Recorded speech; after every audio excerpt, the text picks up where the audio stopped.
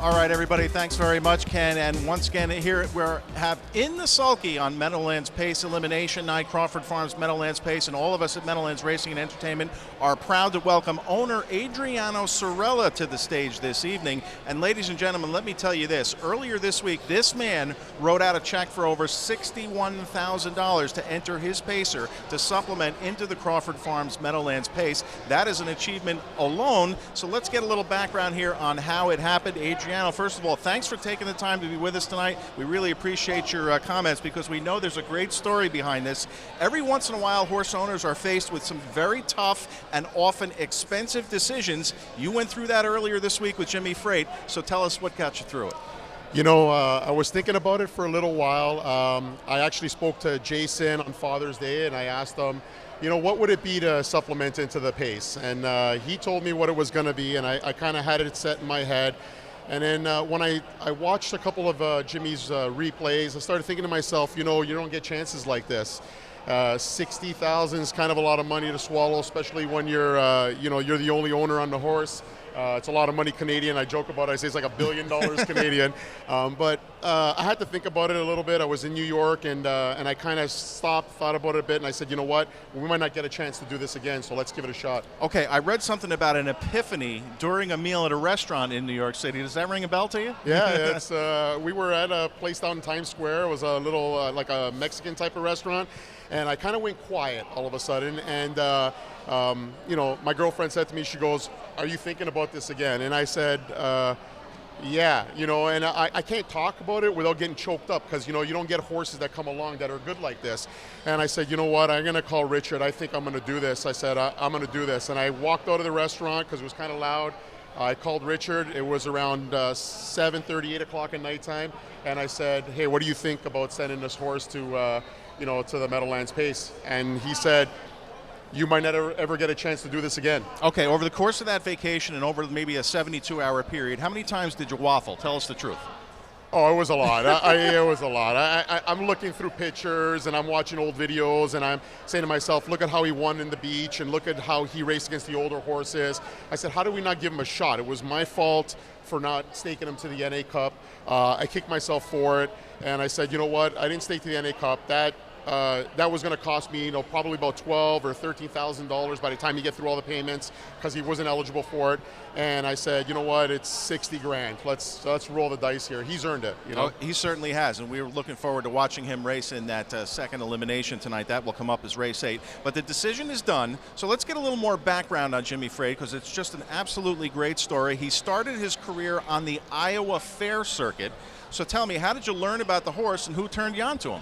Mark Reynolds, he's an agent that I use quite often, and we had a deal in place for another horse, and the deal kind of fell through. And so a few days later, Mark gives me a call, and he says, Adri, I know you're going to think I'm crazy. He says, but there's this horse in Iowa. I know you're going to look him up. His name is Jimmy Frey, and I'm on Standardbred Canada right away, typing his name, and he says, he's a nice-looking horse. And the first words out of my mouth were, Mark, he's a 216 pacer. I'm like, are you kidding me right now? Like, what am I going to do with him? Am I going to bring him here? Like, and he goes, Adri, I'm telling you, that last mile that he had, it's a pretty strong mile. He was at like a 58-mile. So I said, okay, well, there's no videos on the horse. So I said, let me, you know, think about it. So I started looking at some of the other horses that raced in Iowa. Like I had a horse, Ballarat Boomerang, that raced there. I know that Roland Rock, he raced there. So I started looking, and I started noticing that those miles are kind of normal, you know, and his mile was a big mile there.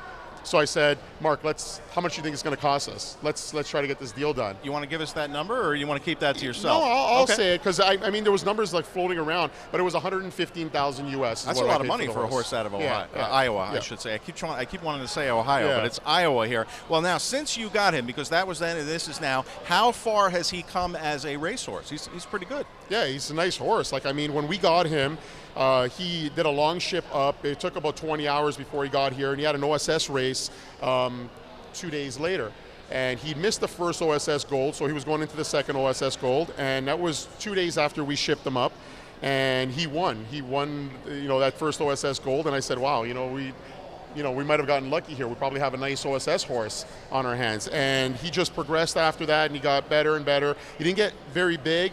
He started to grow a little bit more towards this year. He started getting big. He's getting taller. And he just turned on into a nice horse for us. Okay, how much of the credit would you like to give to your trainer Richard Moreau, based up in Toronto, your home base? Yeah, Richard's done a great job with him.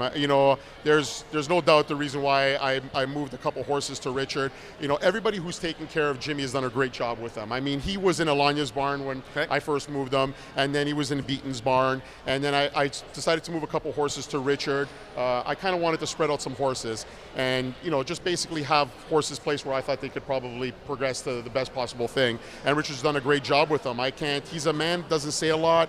Our text messages, they're kind of like thank you and merci. That's basically what the messages are like.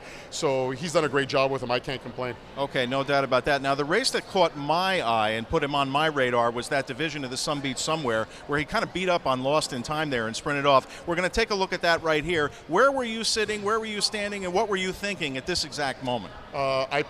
I had to buy the dining room. Basically, everybody drinks in the dining room because I was screaming when they turned for home, and I saw him, get a couple lengths up. I saw Louis look back at Lost in Time. I could tell there was a problem with Lost in Time. You could kind of see his lines were down, and I saw Louis peek over, and then Louis looked behind him. So he was trying to check to see who was coming behind him.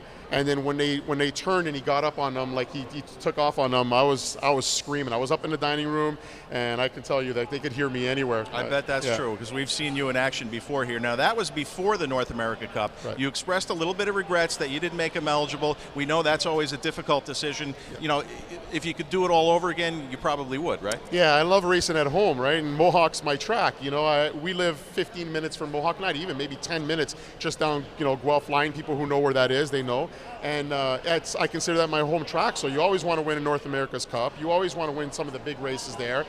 Breeders' Crown, I guess, is coming next year, and you want horses that can compete there and race there and win. And so it's exciting for me to have a horse that's racing there that's doing very well. But it was a little bit disappointing that I didn't put him in the NA Cup. I kind of beat myself up about that the week after. Okay, now since that roll-in that we showed you in the Some Beat Somewhere, he raced against older horses and then took a lifetime mark of under 150 in an Ontario Sire Stakes race. What do you think his best start has been? Honestly, I think probably I like the beach. Like how he raced in the beach was really good, but the race against the older horses in the Gold Cup, I didn't really think that he should have been in that race. I didn't say anything, but I wasn't expecting him to be in that race. And the way he raced there is he kind of impressed me a bit.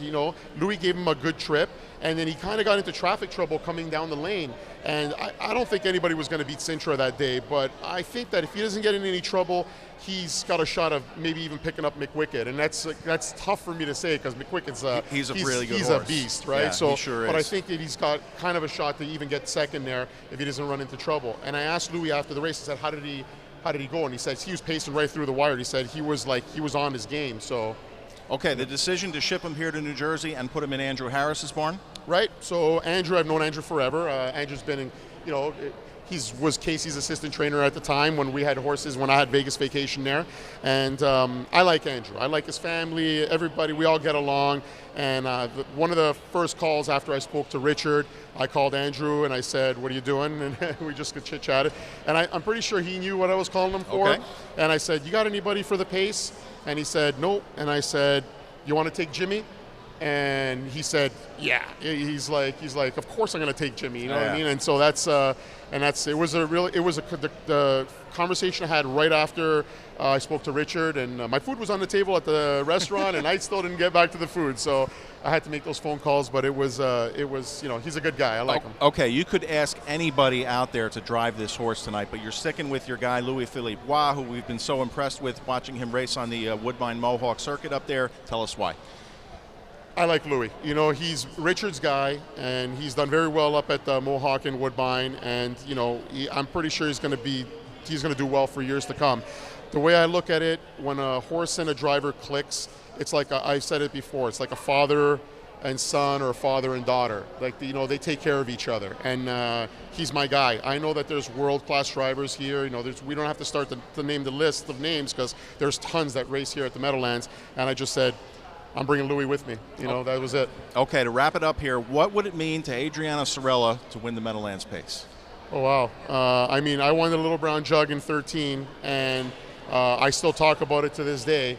And I can't even talk about the Meadowlands Pace without probably just getting choked up about it. It's a race that I've wanted to win. You know, it's like the NA Cup, the Meadowlands Pace, Breeders' Crown, Little Brown Jug. These are the type of races that you want to win, and that's the reason why I wrote the check. I want to give him a shot to make me happy and you get something that I'm looking for. All right, well, you know we are rooting for him to at least make the final and then get some money. The man put his money where his mouth is. This is Adriano Sorella, $62,000 almost to put Jimmy Frey into the Crawford Farms Meadowlands Pace. Thanks again for joining us.